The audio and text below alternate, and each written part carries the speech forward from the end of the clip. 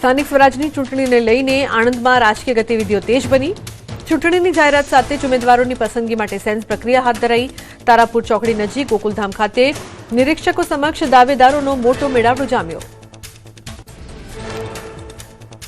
મહેસાણામાં ટિકિટ મેળવવા માટે કાર્યકર્તાઓમાં ભારે ઉત્સાહ જોવા મળ્યો। અત્યાર સુધીમાં 450થી વધુ દાવેદારોએ પોતાની દાવેદારી નોંધાવી। પ્રથમ દિવસે વોર્ડ નંબર 1 થી 6ના દાવેદારોની રજૂઆતો નિરીક્ષકોએ સાંભળી। અમદાવાદમાં રોગચાળો વકર્યો। સોલા સિવિલમાં એક સપ્તાહમાં નોંધાઈ 13,000થી વધુ ઓપીડી। હોસ્પિટલમાં ટાઇફોઇડના 8 કેસ નોંધાયા તો ડેન્ગ્યુનો 1, મલેરિયાના 3 કેસ આવ્યા પોઝિટિવ। તાવ, શરદી, ઉધરસના કેસોમાં વધારો। ઉત્તર પ્રદેશના લખનૌમાં કુદરતનો કહેર। ભારે પવન અને વરસાદથી કેરીના પાકને વ્યાપક નુકસાન। વાવાઝોડાથી કેરીનો પાક બરબાદ થતા ખેડૂતોને નુકસાન વેઠવાનો આવ્યો વારો। સરકાર પાસે વળતરની કરી માંગ।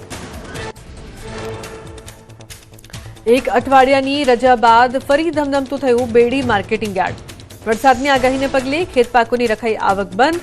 આગામી સૂચના બાદ જ ખેડૂતોને માલ લાવવા કરાઈ અપીલ। જૂનાગઢ માર્કેટ યાર્ડમાં ગીરની પ્રખ્યાત કેસર કેરીની આવક શરૂ। એક અઠવાડિયામાં 3,200 બોક્સની આવક।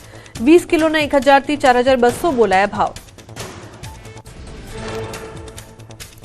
આ વર્ષે કેરીના પાકે ખેડૂતોને કર્યા નિરાશ। માવઠા અને પવને કેસર કેરીના પાકનો કચ્ચરઘાણ કર્યો। આગામી દિવસોમાં જેમ જેમ કેરીની આવક વધશે તેમ ભાવ ઘટવાની સંભાવના।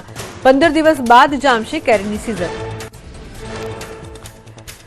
વલસાડ જિલ્લાના બિનવાડા ગામના પ્રગતિશીલ ખેડૂતે કર્યો અનોખો પ્રયોગ। એક જ આંબાના ઝાડ પર સફળતાપૂર્વક ઉગાડી દેશ વિદેશની 22 જાતની કેરી।